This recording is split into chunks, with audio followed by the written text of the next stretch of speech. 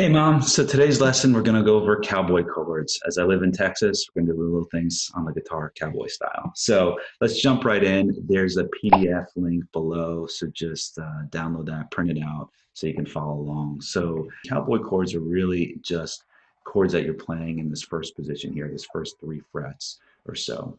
And then they have a pattern here, which is the 1, 5, 6, 4, the Roman numerals at the top. So this is a very common chord progression. I'll also include a link below to a band on YouTube that's played a similar progression and has shown how many songs have been written with chords in this progression. So let's just go through a few exercises and we'll also apply it to the cage system that we learned as well.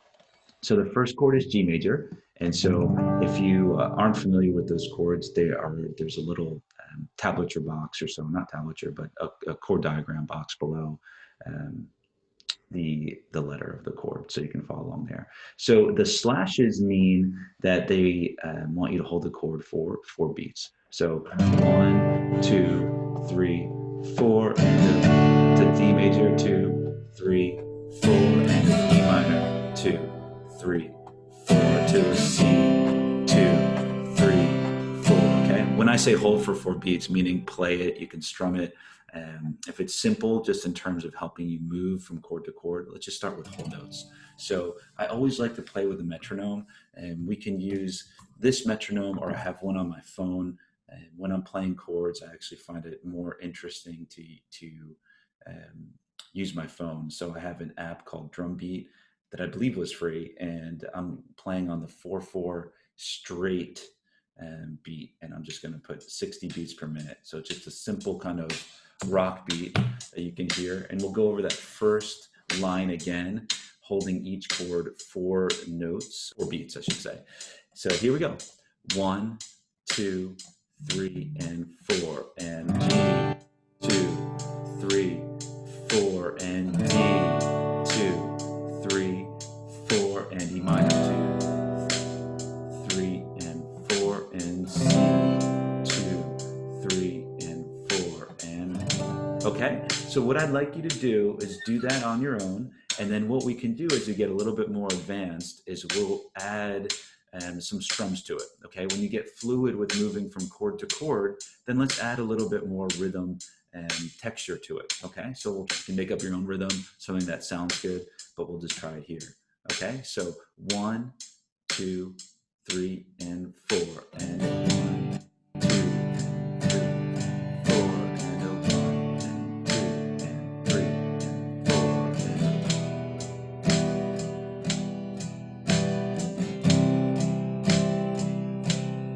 and so I like that just downbeat. So I'll just playing 1 and 2 and 1 and 2 and 3 and 4 and 1. Just playing eighth notes where I'm just playing down. So I just like that driving rhythm. You'll see that in a lot of songs, and you know, when there's a pickup in energy in the song, people might be playing a little bit more of a driving straight rhythm.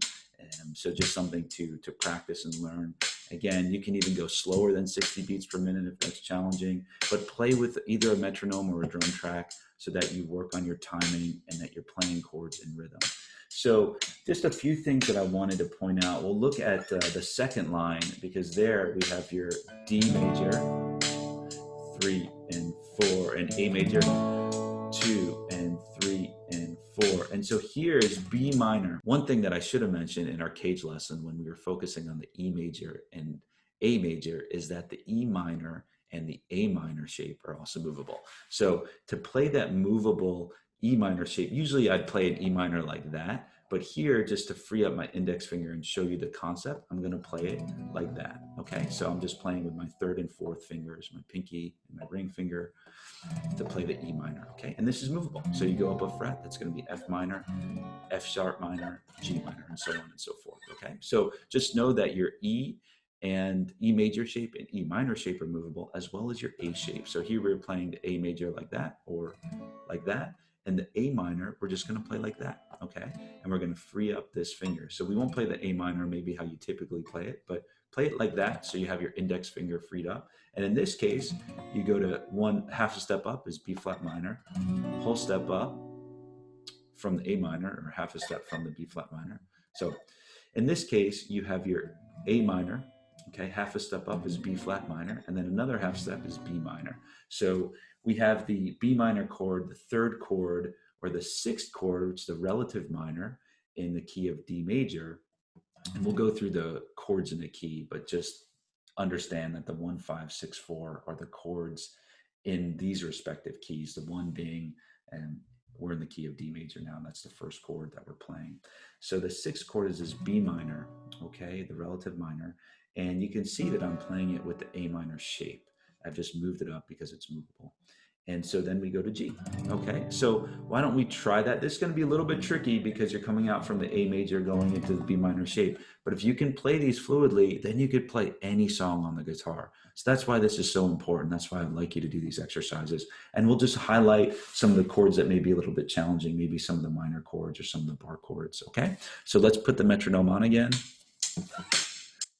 3 and 4 and a 1, 2, 3, 4 and a 1, 2, 3 and 4 and a 1, 2, 3 and 4 and a 1, 2, 3 and 4 and okay.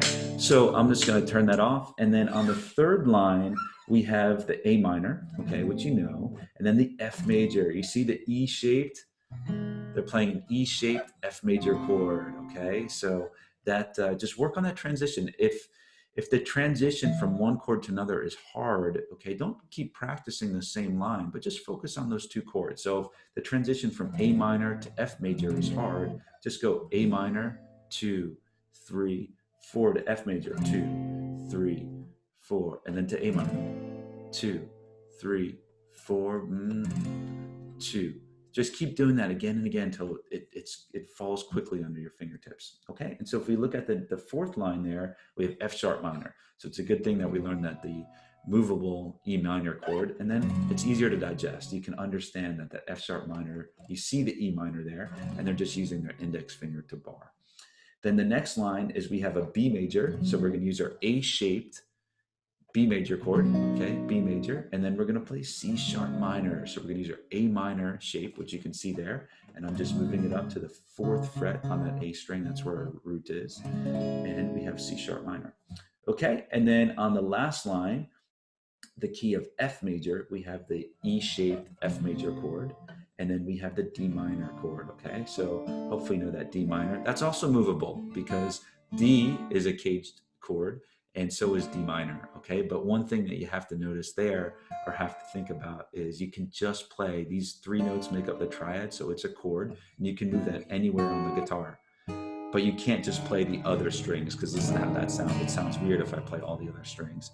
In this case, this is actually a flat minor chord, and I'm just playing the highest 3 strings, or the E, the high E, the B, and the G strings. Okay, and then you have B flat. So, and that is just your A-shaped B flat major chord.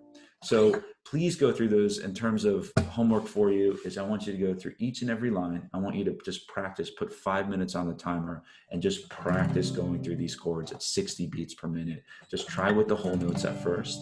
Okay, the whole notes is 4 beats for each strum, and then try to do 1, 2, 3, 4, and 1, 2. Try to add in that extra strum, and then eventually you'll get to 1 and 2 and 3 and 4 and a 1 and 2, kind of a driving 8th note rhythm. Okay, and so once you can do that, I want you to go to the next one, do D major, then C major, and then each day just progressively go through, just play the ones that you've already known, just play it for a minute each line, and that way you'll be able to go through this material and really master it. And then when you want to play your favorite songs, you'll be able to look them up on the internet. You can just Google whatever song it is. If it's a One Republic song, you can put the name of the song and put guitar chords, and then find the highest rated one, and then print out the chords, and you'll be able to play it in any key because you know how to play these bar chords. All right. Thank you so much.